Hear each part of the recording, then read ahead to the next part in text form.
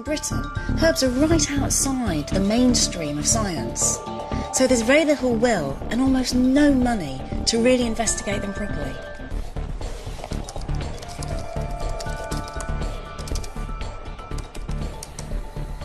Yet paging through the medical data, there's one country where they seem to take it all much more seriously. That country is Germany, where for particular historic reasons, there's never been a sharp division between science and herbalism.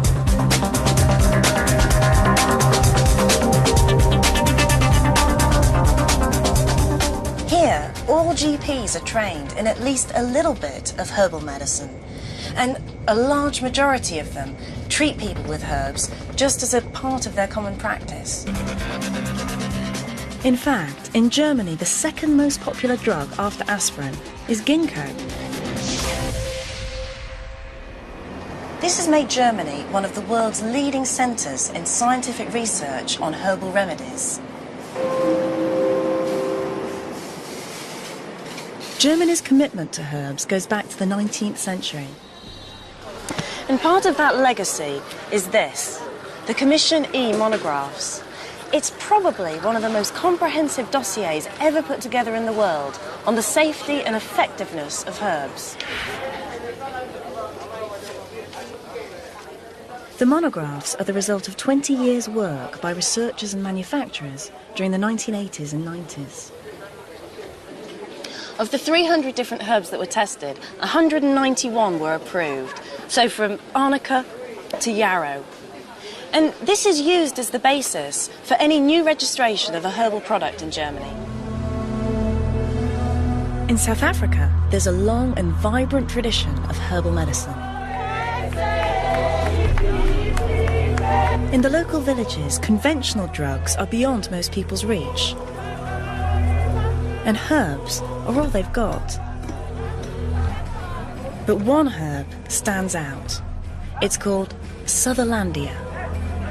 In state-of-the-art labs like these, scientists have discovered in recent years that it's possible to analyse plants in the sort of detail that Commission E researchers could only have dreamt of. Now, Carl, I know that you've been studying Sutherlandia. What exactly are you doing here? Trying to isolate certain molecules from Sutherlandia, trying to separate them. He said one group of chemicals had particularly caught his attention. They're known as flavonoids. They contain molecules that have been shown to be active on cancer cells and also on HIV infection.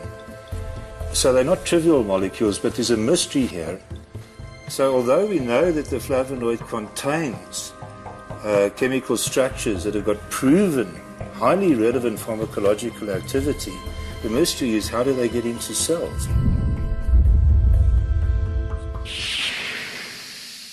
Okay, so flavonoids might be able to help with something like HIV and AIDS, but flavonoids can't get through the cell membrane in human beings, so they shouldn't really be having an effect just by eating the herb. However, there's another substance which is like a detergent, and that can change the structure of the flavonoid and mean that it can cross the cell membrane. Not so much change the structure of the flavonoid, but change the structure of the membrane to let the flavonoid go through. Okay.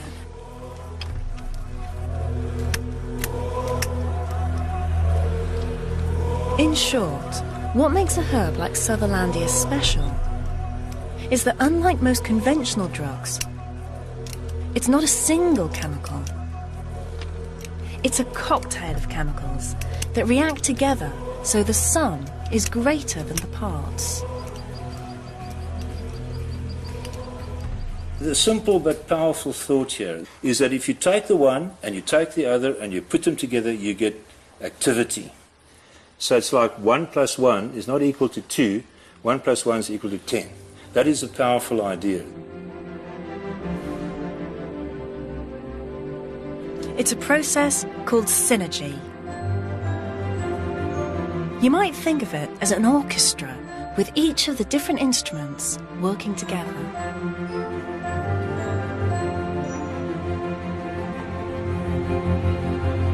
Unfortunately, symphonies of chemicals like this are still too complicated for scientists to reproduce. Yet there's tantalising evidence that it's precisely this cocktail that gives herbs their special healing powers.